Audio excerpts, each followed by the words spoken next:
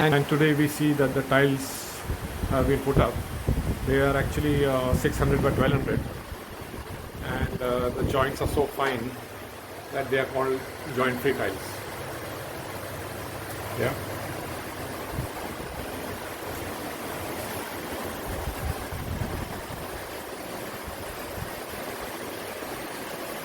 This side you had seen yesterday. So that's the progress of today. Thank you so much. Bye-bye.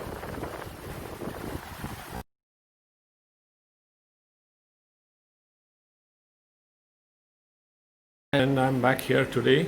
So these tiles, as I'd shown you yesterday, we have been done.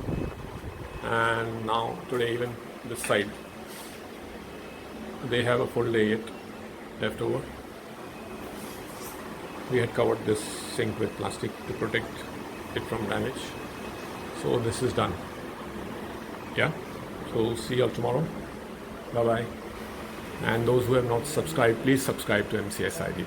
Thank you so much. This is the fascia putty, and groom has been removed. You can see on the edge and the thickness. So that will come at the bottom. I'll show you the section. So when the fascia putty will fit here, the groove will be at the bottom edge.